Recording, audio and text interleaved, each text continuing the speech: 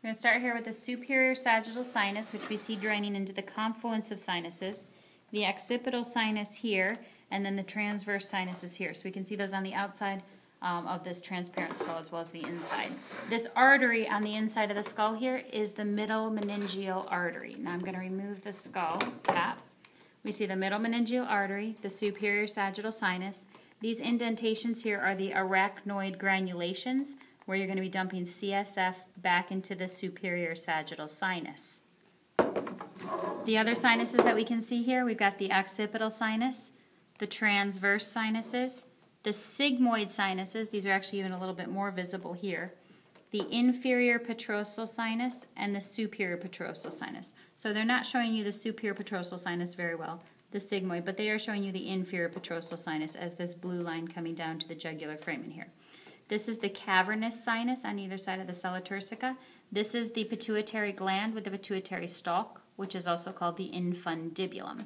We've got cranial nerve 2 optic coming through the optic canal.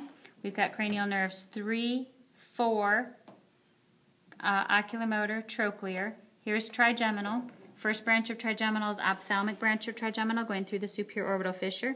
Maxillary branch of trigeminal going through the foramen rotundum. Mandibular branch of trigeminal going through foramen ovale. Then we've got the abducens nerve here, which is also going to exit through the superior orbital fissure. We've got cranial nerves 7 and 8, facial and vestibular cochlear going through the internal auditory meatus. 9, 10, 11 through the jugular foramen, glossopharyngeal vagus, spinal accessory. Remembering that spinal accessory is the one that's going to connect the jugular foramen to the foramen magnum. And then underneath that we've got cranial nerve 12, hypoglossal. More importantly, what we can see here is the arteries, though. We've got the vertebral arteries coming up. They should be giving off a posterior inferior cerebellar artery here. You can't see that on this model. But they are also giving off anterior spinal arteries here before they join to make the basilar artery. We can see anterior inferior cerebellar, and we can see labyrinthine. We know it's labyrinthine because it's going to the internal auditory meatus. And then we have these little pontine arteries here. So you go posterior inferior cerebellar, anterior inferior cerebellar, labyrinthine, pontines.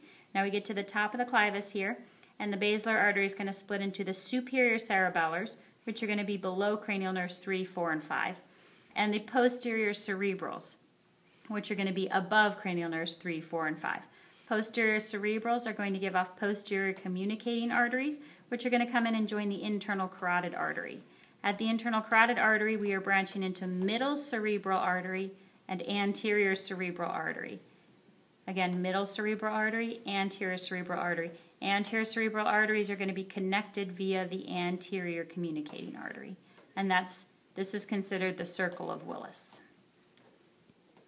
But you can't say circle of Willis on your test. You have to